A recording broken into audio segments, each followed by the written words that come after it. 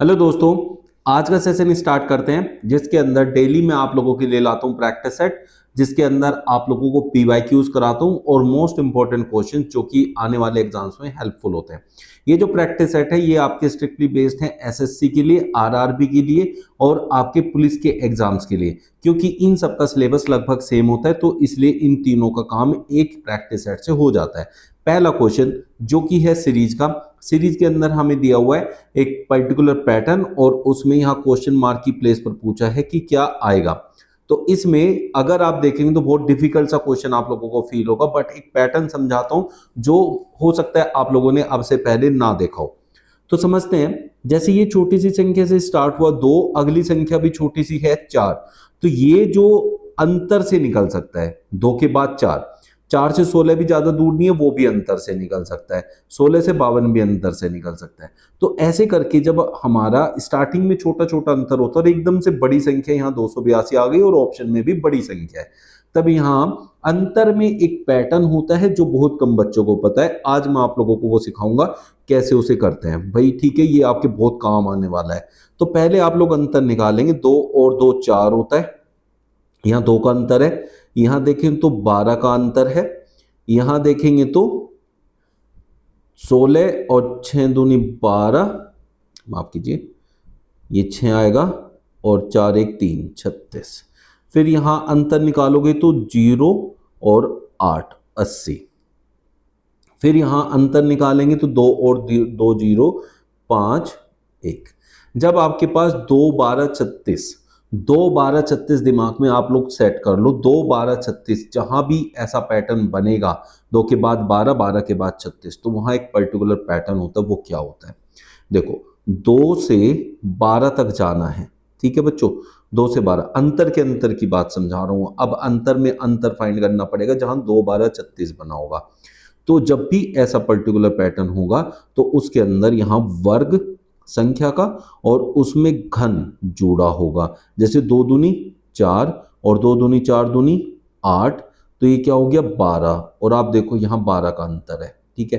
पहले अगर 2 है अंतर, फिर 12 है, फिर आगे अगर 36 होगा तो देखो फिर 3 का वर्ग प्लस 3 का क्यूब बना होगा, 3 3 होती है 27 और 9 36, आप लोग देख लो। फिर हम जाएं 36 से 80 पे, तो 4 का वर्ग और 4 का क्यूब जोड़ा होगा, तब हम वहां पहुंचते हैं 64 और 16, 4 चौक 16 64 और 16 कितना होता है बच्चों 80 होता है। फिर 5 150 पे 80 से जाएंगे तो 5 का वर्ग 5 का घन, 5 का घन होता है 125 और 5 का वर्ग होता है 25, तो कितना हो गया 150। अब अगर मुझे आगे जाना है तो मुझे करना है 6 का वर्ग और 6 का घन, और उनको जोड़ के उतना अंतर बनेगा आगे। तो 6 का घन होता है 216 और 6 का वर्ग होता है 36, 6 दूनी 12 3 4 5, 252 ऐड करना पड़ेगा 282 के अंदर, तब आपको अगली संख्या प्राप्त होगी। तो क्या हो गया 4 8 5 13 534, जो कि ऑप्शन थर्ड में दिया हुआ है। तो ये एक पर्टिकुलर पैटर्न होता है जो कि बहुत कम बच्चों को पता था। हाँ, उम्मीद करता हूं अब आप लोग इसे समझ गए होंगे। जहां भी 2 12 36 का डिफरेंस आएगा वहां हमेशा इसको अप्लाई करना है। सेकंड क्वेश्चन है सादृश्यता, मतलब एनालॉजी फाइंड करनी है किसके बीच में। पहले इन दोनों के बीच में एक आपको रिलेशन देगा, वही रिलेशन आप लोगों को यहाँ फिट करना होता है। तो जब भी आपको, जैसे यहाँ पहले लेटर से हमेशा एक रिलेशन बनता है मैक्सिमम केसेस में।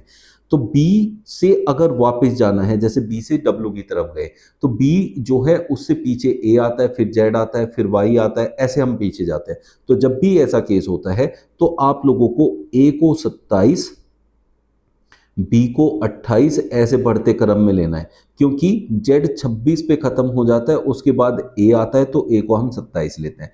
तो इस तरीके से देखें तो यहाँ बी कितने पे है 28 पे, और हमें देखना है कि डब्लू कितने पे आया है, तो डब्लू होता है 23 पे। तो यहाँ डिफरेंस कितने का आ गया 5 का। फिर ए कितने पे है 1 पे है, या फिर हम 26 पे कह सकते हैं 27 पे, तो ये 27 पे कहलाएगा। ए कितना हो गया 27, और यहाँ एक्स देखो, x कितने पे होता है हमारा, x होता है हमारा 24। तो यहाँ अंतर आ गया आपका 3 का। पहले अंतर कितने का था 28 और 23 में जाने में 5 का, फिर आ गया 3 का। अब n होता है 14 पे और यहाँ l होता है 12 पे, फिर अंतर आ गया 2 का, और k होता है आपका 11 और जे होता है 10, फिर अंतर हो गया 1 का। तो पहले आप लोगों को 5 का अंतर बनाना है। तो इसी टाइप से आई को देखेंगे, आई होता है हमारा 9 नंबर। अब 9 में से हमें 5 माइनस करना है क्योंकि 5 का अंतर है, तो 4 आएगा और 4 पे होता है डी।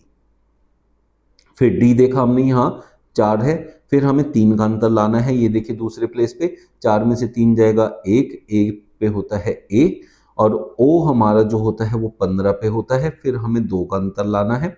अब 2 का अंतर लाएंगे तो 13 हो जाएगा और 13 पे होता है एम, डी ए एम। आगे चले तो एल जो है वो 11 पे है आपका, 12 माफ कीजिए, तो -1 करेंगे तो 11 आ जाएगा और 11 पे होता है के, डी ए एम के, जो कि ऑप्शन 4 में दे रखा है। तो उम्मीद करता हूं आप लोगों को एनालॉजी क्लियर हो गई होगी यहाँ कैसे बनी हुई है। निम्न शब्दों को एक तार्किक व अर्थपूर्ण क्रम में व्यवस्थित करें। एसएससी का फेवरेट क्वेश्चन है, आरआरबी में भी पूछा जाता है, बट बहुत ज्यादा तो ये एसएससी में पूछा जाता है। तो यहाँ क्या होता है कि हमें एक तार्किक और अर्थपूर्ण क्रम में इनको व्यवस्थित करना है।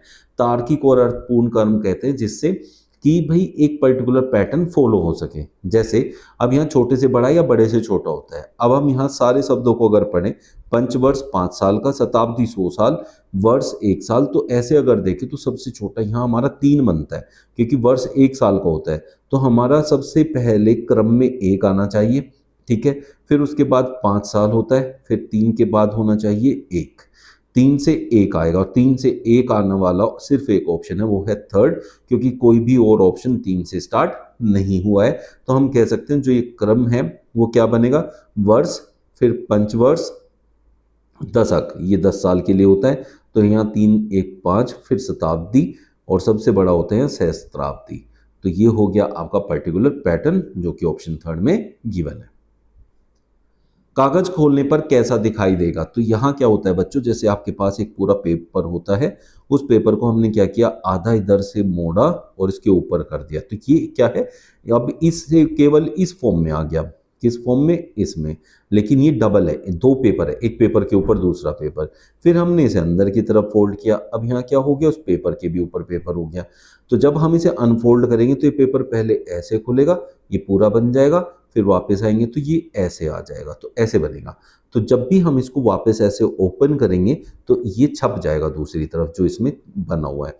तो अब यहाँ देखें नीचे की तरफ ऐसे एक ट्राइंगल बना है, जब ये ऊपर की तरफ जाएगा तो ऊपर की तरफ ये कैसा हो जाएगा, ऐसे हो जाएगा, ऐसे। तो यहाँ देखें आप कौन कौन से ऑप्शन में ये दे रखा है, इस टाइप से, इस टाइप से, सिर्फ फोर्थ में नहीं दे रखा, तो फोर्थ को हम हटा देंगे क्योंकि फोर्थ में उसने सीधा सीधा ऐसे बना रखा है जो कि गलत है। तो बाकी में सब में ये बना हुआ है, ठीक है। अब यहाँ जो ये ट्राइंगल देखिए, यहाँ इसके बराबर में ऐसे है, वो ऊपर जाएगा तो उल्टा बन जाएगा ऐसे।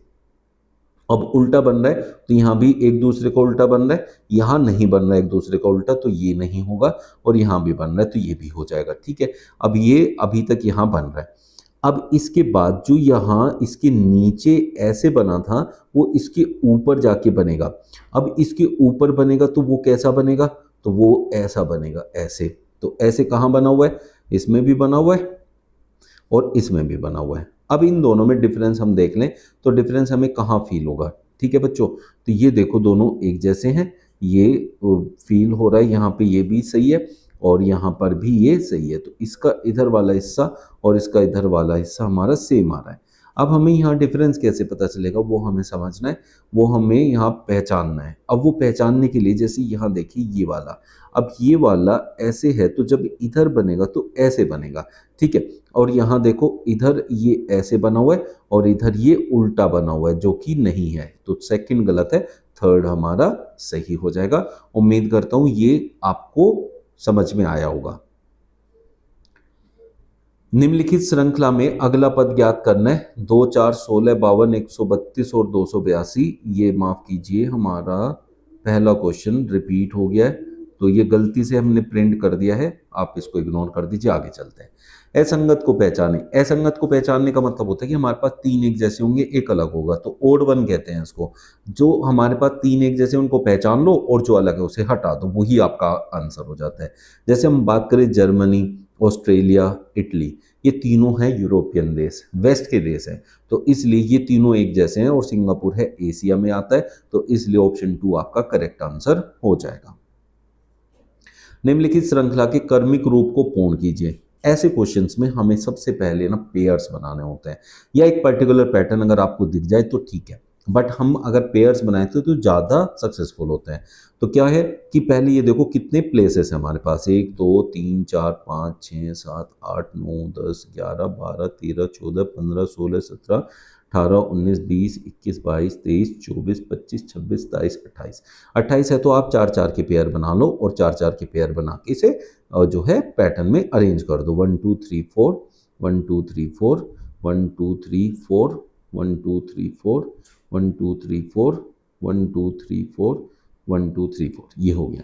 तो आप यहाँ देखिए ए बी डी आपको लगातार दिखाई दे रहा है, यहाँ भी ए डी, पहला और तीसरा अक्षर ए डी है, यहाँ तीसरे अक्षर पे फिर डी है, यहाँ भी आप देखें तो यहाँ तीसरे अक्षर पे डी है, यहाँ ए डी, यहाँ ए डी होना चाहिए।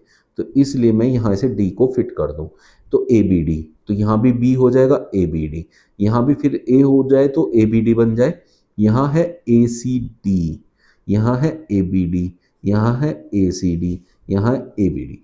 तो A B D A C D, तो दूसरे वाले में हमें बी नहीं लगाना है, यहाँ सी लगाना है। तो A B D B, A C D B, A B D B, A C D B, A B D B, A C D B, A B D B, ये बी हो जाएगा। ठीक है, तो इस पैटर्न से देखें तो हमारे पास अल्टरनेट प्लेसेस पे सेम बने हुए हैं, ये इसके जैसा, फिर ये इसके जैसा, फिर ये इसके जैसा, जबकि दूसरा चौथा और छठा एक जैसे। इसे बनाने के लिए हमने क्या क्या यूज किया है वो देख लो। ए लगाया पहले, नहीं डी लगाया, माफ कीजिए, ये रहा D C A B D B A B, D C A B D, D C A B D कहाँ पर दिया हुआ है, D C A B D B A B, तो ऑप्शन 2 मेरा करेक्ट आंसर हो जाएगा। रिश्ते संबंधी के क्वेश्चन ऐसे होते हैं, अगर आपको ग्राफ बनाना आता है तो इनसे आसान कोई क्वेश्चन नहीं है, लेकिन अगर आपने ग्राफ बनाना नहीं आता है तो ये क्वेश्चन बहुत दिक्कत देते हैं। तो आपको ग्राफ कैसे बनाना है सीख लो, जिसको नहीं आता है, और जिसको आता है, जिसने पहले क्लासेस में सीखा हुआ है मेरी, तो वो ट्राई कर सकते वीडियो को पॉज करके। चलिए स्टार्ट करते हैं। उसने कहा टी डी की बहन है, बहन होता है कि मतलब समान रिश्ता होता है, मतलब सेम लेवल का रिश्ता होता है, तो उनको हम साथ साथ बनाते हैं। जैसे टी डी की बहन है तो हम लोग यहाँ बना लेते हैं टी और डी, यहाँ टी का पता चल गया कि टी जो है वो बहन है, ठीक है, ऐसे बना लो। डी का भी नहीं पता है, डी की शादी पी से हुई है, डी की शादी जो है वो पी से हुई है, पी एम का बेटा है, पी जो है एम का बेटा है, तो बड़ा रिश्ता हमेशा ऊपर बनाना, और उसने कहा पी एम का बेटा है, इसे ऐसे बना लो, ठीक है। अब ऊपर हमने क्या बनाया था, टी डी की बहन है, ये भाई बहन है या बहन बहन है ये दोनों, और डी की शादी पी से हुई है, तो ये इनका टी का जीजा हो गया और डी का ये पति हो गया, ये पत्नी होगी, ठीक है। तो मतलब ये दोनों बहनें हो गई आपस में।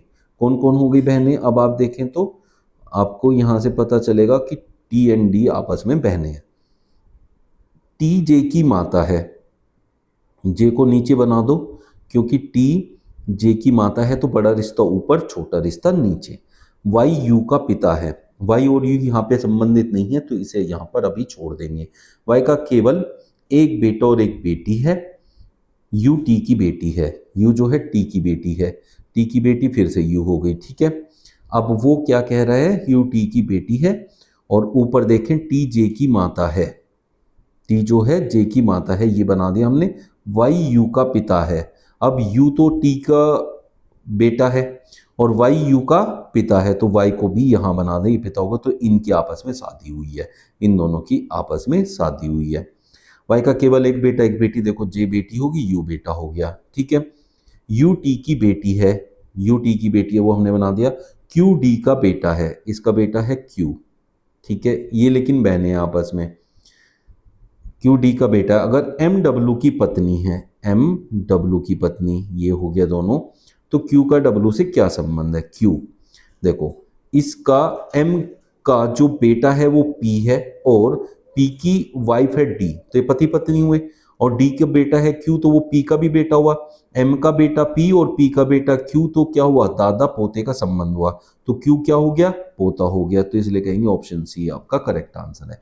उम्मीद करता हूं ग्राफ से आप लोगों को क्लियर हो गया होगा, फिर से समझ लो, ग्राफ को समझा रहा हूं। एम और डब्ल्यू पति पत्नी, उनका एक बेटा है पी, उसकी पत्नी है डी, ये हो गया पत्नी, ये दोनों पति पत्नी हो गए, इनका एक बेटा है जो कि क्यू है, डी और टी बहनें हैं आपस में, टी की शादी वाई से हुई है ना, उन टी के दो बच्चे हैं यू और जे। तो उम्मीद करता हूँ सारी चीजें क्लियर हुई होंगी। अब इसमें से कुछ भी कोई क्वेश्चन पूछ ले इस ग्राफ से, इनके आपस में आप आसानी से आंसर दे सकते हैं। निम्नलिखित शब्द युग्म में दो शब्द संबंधित हैं, अदूरदर्शी दूरदर्शी। तो अदूरदर्शी होता है जो दूर का ना सोच सके, और दूरदर्शी होता है जो आगे तक की सोच के चल सके। तो ये एक दूसरे के विलोम है, तो हमें यही बताना है कौन किसका विलोम है। प्रसिद्ध अप्रसिद्ध, द्विधा अव्यवस्थित, स्थगित निलंबित, मुश्किल दुख। देखो मुश्किल और दुख एक दूसरे से संबंधित है, मतलब एक तरीके से समानार्थी जैसे हैं। स्थगित निलंबित भी वैसा सही है, द्विधा अव्यवस्थित दोनों वैसे ही हैं, और प्रसिद्ध अप्रसिद्ध एक दूसरे के विपरीत है, क्योंकि ऊपर हमें विलोम शब्द दिया है इसलिए फर्स्ट यहां रिलेट करता है। वो कह रहा है सर्टेन को हमने X V I Z G Z R M लिखा है, तो सी को मैंने क्या लिखा है एक्स, फिर ई था वहां, यहां मैंने लिखा है वी, फिर वहां आर था मैंने इधर लिखा है आई, फिर उधर टी था इधर मैंने लिखा है जी, ए था उधर लिखा है मैंने जेड, और आई को मैंने लिखा है आर। तो इससे क्या याद आता है, इससे याद आता है एक दूसरे के विपरीत। तो एक दूसरे के विपरीत लिख के हमें यहां हमारा आंसर मिल जाएगा। तो हमें जो फाइंड करना है उसमें विपरीत लिखना है। विपरीत कैसे मिलेगा समझ लो। सी का विपरीत क्या होता है एक्स, एल का विपरीत होता है ओ, क्योंकि L O V E love word से मैंने बताया था, वी का ई होता है, एल का ओ होता है। आई का होता है आर, जिसे हम इंडियन रेलवे के नाम से जानते हैं, M N Malviya Nagar, A to Z, T का होता है जीटी रोड तो जी हो जाएगा, ई का होता है यहां से वी, तो X O R N Z G V, X O R N Z G V, जो कि ऑप्शन 1 में गिवन है। संख्या 2 के विपरीत क्या आएगा, जब आपको दो ही पासे दिए हों और उसमें कोई एक नंबर पूछा हो जिसके विपरीत बताना है, वो दोनों डाइस में मौजूद नहीं हो, सिर्फ एक ही डाइस में मौजूद हो, जैसे यहां दिया हुआ है, तब आपको क्या करना है, अगर सिर्फ एक ही डाइस में, अगर दोनों में दो मौजूद होता तब हम अलग तरीके से सोचते, लेकिन अगर हमारे पास सिर्फ जो उस जिसके विपरीत पूछा है वो अगर एक ही डाइस में मौजूद है, तो आपको क्या करना है, आपको दोनों डाइस में से उसको चेक करना है जो दोनों में दिया हो, कॉमन हो। तो यहाँ 3 है और यहाँ भी 3 है, तो आपको क्या करना है, जो आपको नंबर कॉमन मिले उससे क्लॉकवाइज घूमते हुए चलना है, मतलब घड़ी की दिशा में। तो घड़ी की दिशा 3 से ऐसे चलेगी, तो उससे अगला जो नंबर होगा वो ले लेना है, और इधर से भी घड़ी की दिशा में चलते हुए जो नंबर आएगा वो इसके विपरीत हो जाएगा। तो 4 के विपरीत 5, क्योंकि 3 से घड़ी की दिशा में चलते हुए यहाँ 4 आया और यहाँ 5 आया, तो ये एक दूसरे के विपरीत होंगे। फिर एक स्टेप चलना है तो यहाँ 6 आ रहा है, इसको लिखना है, एक स्टेप और आगे चलेंगे घड़ी की दिशा में तो यहाँ 2 आ रहा है, तो ये हो गया 6 2 के विपरीत। और हमसे यही पूछा था 2 के विपरीत क्या आएगा, तो 6 आएगा, ऑप्शन बी आपका करेक्ट आंसर हो गया। तो अगर आप एक स्टेप और चलेंगे तो इधर 3 आएगा और इधर भी 3 आ जाएगा, फिर क्या होगा, फिर ये होगा कि 3 तो 3 के विपरीत नहीं हो सकता, तो हमें देखना है जो भी नंबर आपका बचा वो इसके विपरीत हो जाएगा, जो कि 1 बचा हुआ है। तो अगर इसके विपरीत भी पूछता तो भी आप आसानी से फाइंड कर लेते। निम्नलिखित श्रृंखला में अगला पद ज्ञात कीजिए। देखिए यहाँ 0 दिया हुआ है, 7 दिया हुआ है, 63 दिया हुआ है, 124। अब इसको देखते ही आपको समझ जाना चाहिए 124 जो है 125 के पास होता है और ये 5 का घन होता है, ये 64 के पास होता है जो कि 4 का घन होता है। तो इसका, और ये होता है 1 का वर्ग, और घन भी होता है क्योंकि बाकी सब घन है तो ये भी घन ही रहा होगा, उससे 1 कम 0, ये 2 के घन के पास होगा, 2 दूनी 4 दूनी 8, 1 कम, तो ये 3 के घन से 1 कम होना चाहिए। 27 में से 1 गया 26, तो ऑप्शन ए आपका करेक्ट आंसर हो जाएगा।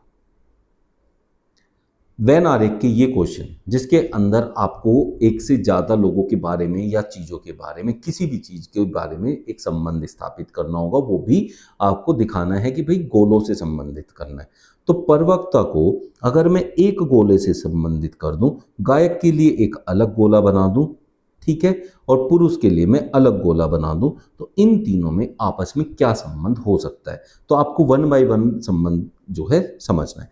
परवक्ता गायक, अगर कोई परवक्ता है तो क्या वो गायक हो सकता है? भाई कोई परवक्ता गायक भी हो सकता है। हमारे ऐसे बहुत से गायक हैं जो कि परवक्ता का भी काम करते हैं हमारे टीवी पे आके, है ना।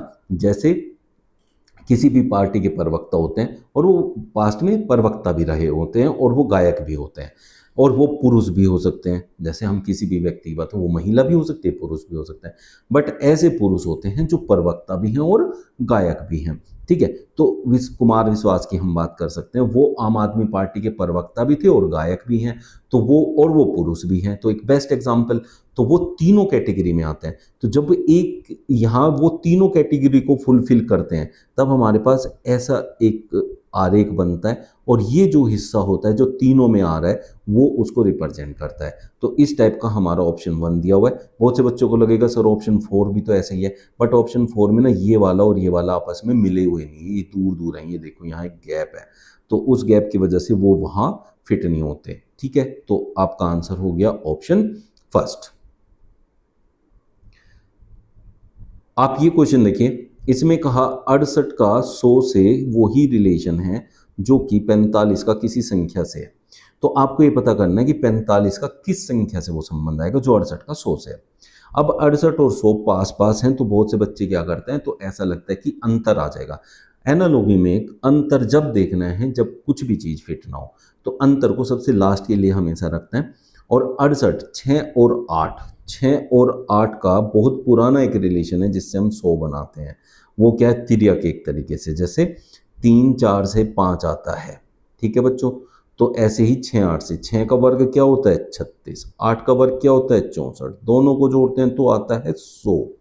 तो ये आपको याद रखना है। वैसे ही अगर इसका मतलब है इस अंक का और इस अंक के वर्गों का योग दिया हुआ है यहाँ, तो इस अंक के वर्ग क्या होगा 16, इस अंक का वर्ग क्या होगा 25, तो इनका योग हमारा आंसर हो जाएगा, तो ये हो जाएगा 41।